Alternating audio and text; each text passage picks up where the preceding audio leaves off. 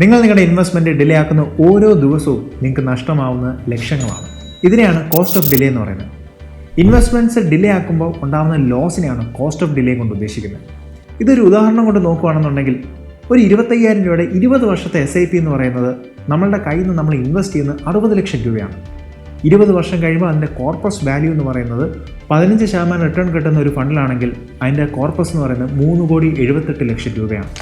അതേസമയം ഒരു വർഷം മാത്രം ഡിലേ ചെയ്ത് ഇൻവെസ്റ്റ് ചെയ്യുകയാണെന്നുണ്ടെങ്കിൽ നമ്മൾ ടോട്ടലി ഇൻവെസ്റ്റ് ചെയ്യുന്ന എമൗണ്ട് എന്ന് പറയുന്നത് 57 ലക്ഷം രൂപയാണ്.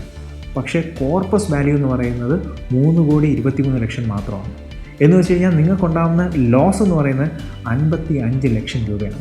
ഇത് തന്നെ ഇനി ഒരു 25 വർഷത്തിൻ്റെ SIP ആണെന്നുണ്ടെങ്കിൽ 25,000 രൂപ നമ്മൾ 25 വർഷം കണ്ടിന്യൂസ് ആയിട്ട് SIP ചെയ്യുകയാണെന്നുണ്ടെങ്കിൽ നമ്മൾ ഇൻവെസ്റ്റ് ചെയ്യുന്ന എമൗണ്ട് എന്ന് പറയുന്നത് 75 ലക്ഷം രൂപയാണ്. 25ാമത്തെ വർഷം അതിൻ്റെ കോർപ്പസ് ആവുന്നത് 8,21 ലക്ഷം രൂപയാണ്.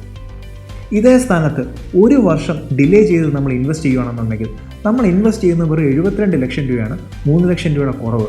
പക്ഷേ കോർപ്പസ് വാല്യൂ എന്ന് പറയുന്നത് 7,04 ലക്ഷം രൂപയാണ്. ഡിഫറൻസ് എന്ന് പറയുന്നത് 1,21 ലക്ഷമാണ്. ഈ ഒരു ലോസ് ആണ് കോസ്റ്റ് ഓഫ് ഡിലേ കൊണ്ട് ഉദ്ദേശിക്കുന്നത്. So why waiting? Start investing now and share this video with your friends.